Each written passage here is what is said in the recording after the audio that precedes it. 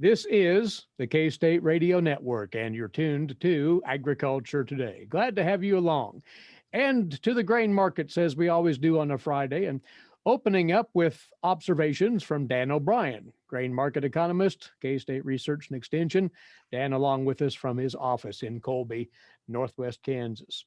Well, the latest grain price action, Dan, checking the charts. Let's do that first of all. There's a definite weather influence in play here. Yes, we've been paying attention to, particularly on the feed grains and for the oilseed markets, mainly corn, soybeans, on the futures. We've been looking at weather forecasts coming out of South America, and that's been a particular issue in corn futures movements. And now after the report that had come out on the 12th on Wednesday. Here the day after that on Thursday, we saw major drops in the commodities. With May corn is just about a done deal. It's at the very end of its delivery period. All those May contracts, May corn, soybeans, and the wheat contracts. So we're watching July. July priced at 674 3/4 was down 40 cents, and July soybeans down 58.5 cents. July wheat down 33 cents. As far as I guess the perspective to have on these movements, I think when you get a move like that, I go and look at some of the technical signals to see if we're still in uptrends or just what we're looking at. I try to watch moving averages because they're the most simple of the tools to use and pretty relatable by people. That the short run moving averages of say 3 days versus 3, 10, and 18, something like that. And when you look at the corn charts, actually looking at a 4, 9, and 18, we've basically come down to the 18-day moving average with the fall from highs of about 730 or so in the July contract, closed yesterday at 674 and a half. And of course, rains forecast in the information we put together for the Ag Manager website that people can access here later. We show weather maps, forecast maps for the 14th and 15th for today and for this weekend, basically showing a substantial rains forecast for good chunks of Iowa, and they need it in those areas. So but that's the forecast, and we've certainly sold the rumor. We'll have to see what the reality of it is. And of course, that moisture has affected both corn and soybeans. So weather market concerns affecting planting.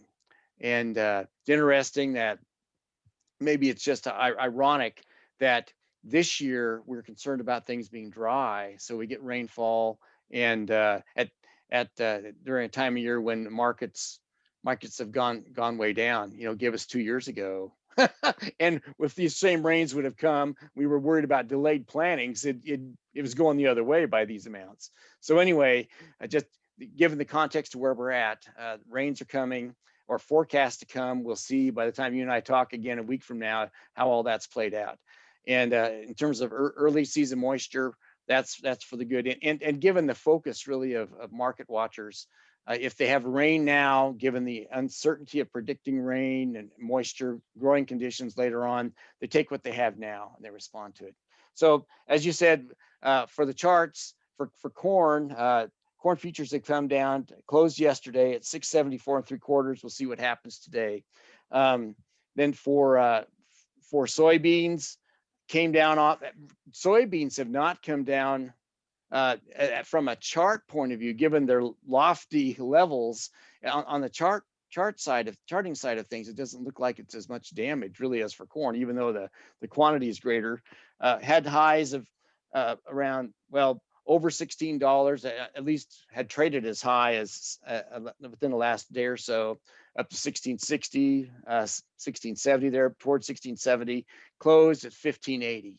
And yeah, that's down almost 58 cents. But if you look at some of the Bollinger Bands, which show the variability channels of movement. And you look at what's happened for soybeans. We were running so high, so hot in the soybean market. We're not even back down to the middle of that channel. We still have tremendous prices. And for wheat, if there's anything that looks like it's more, oh, I hate to say damaged, but charting wise, more of a serious move in terms of what's happened, it would be on the wheat. And that's the one that moved the least in terms of cents per bushel. So wheat had been at highs around 735, 740, fallen off to closes of 657 3/4. It's fallen down to the highs that we were amazed at in February at these same levels. So they've fallen back down to that.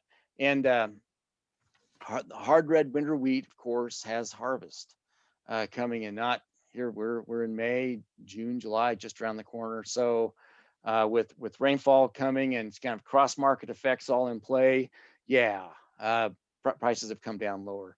I think, Eric, if you like, it'd be good to compare not just these futures, but also some of the cash prices for wheat, and also the forward contract prices for corn, soybeans, and grain sorghum to some of the forward contract bids that we've got now out there to look at.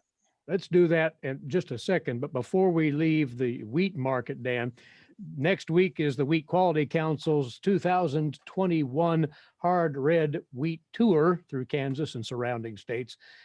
Given the itchiness of the markets of late, would they be potentially even more reactionary to what's found out on that tour, more so than in previous years?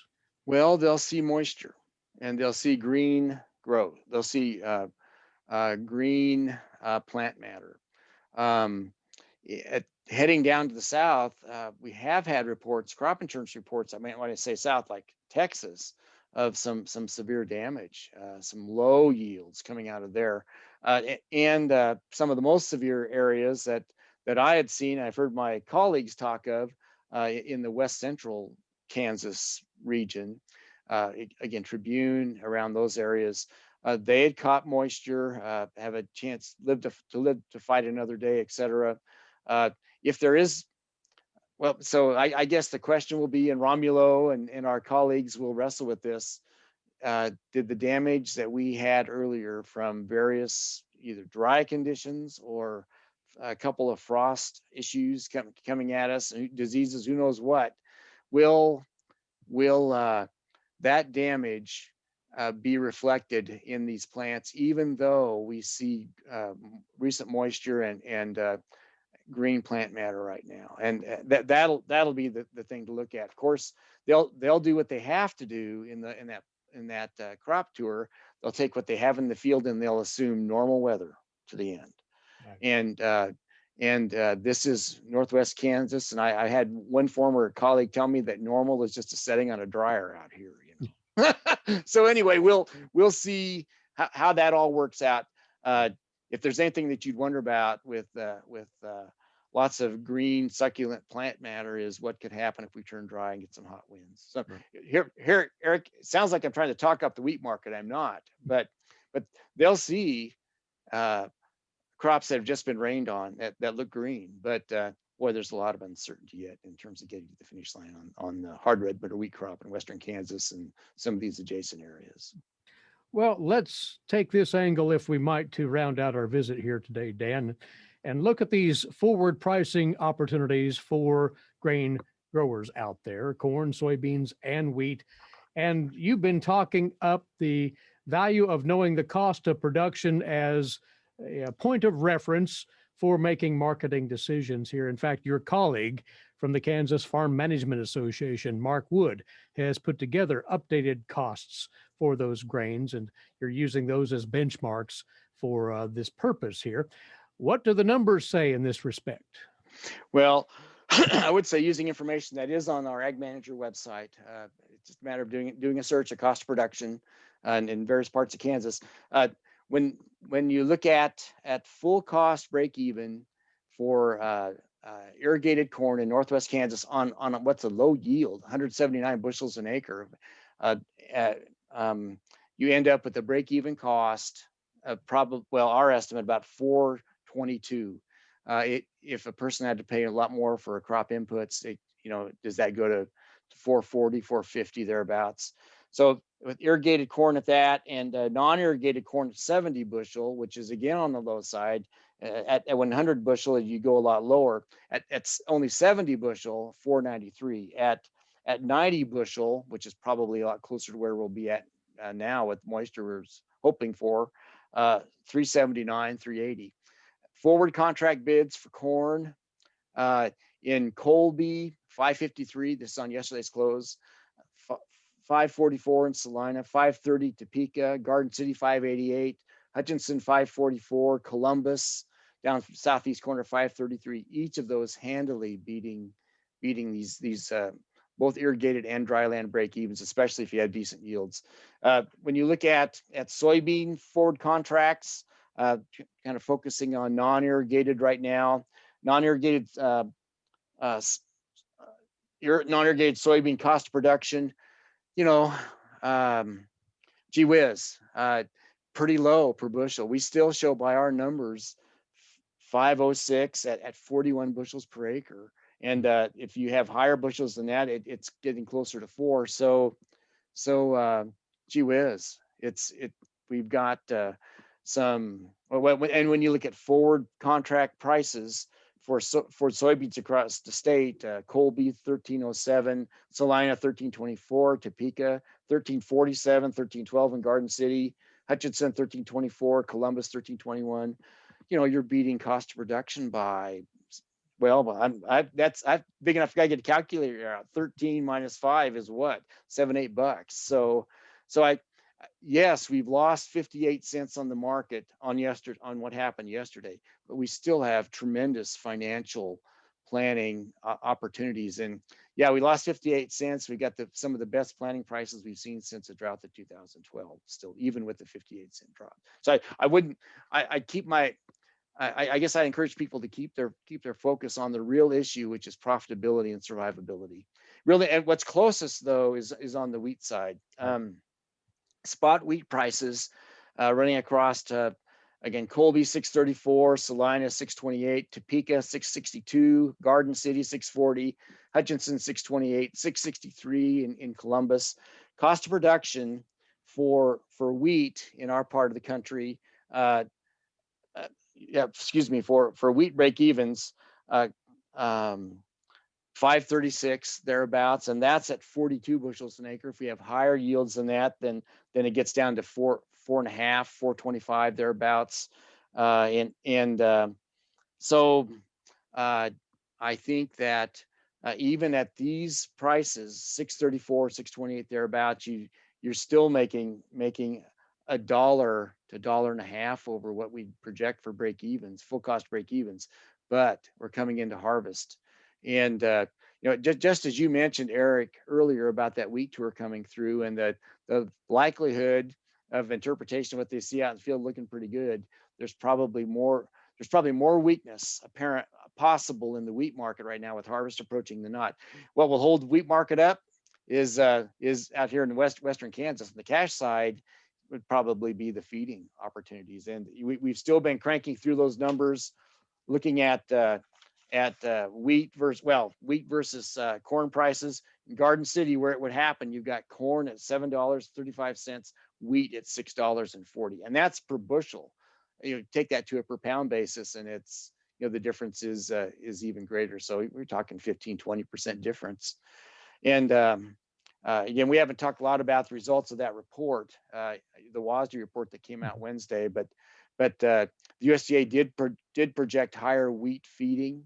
And, given the realities on the ground of tightness of corn, I guess I would not be surprised if that number even goes higher of what the USDA was talking in the new crop marketing year. We shall see. Well, there's plenty for producers to be contemplating right now as per pricing opportunities, watching these market movements. Check out the information on costs of production at agmanager.info for the various grains, as well as Dan's notes for this week on the markets, agmanager.info. As always, a pleasure, Dan. Thanks. Next week, we'll talk once more. Thanks, Eric. Take care. He's a grain market economist, K-State Research and Extension, Dan O'Brien, on this part of Agriculture Today.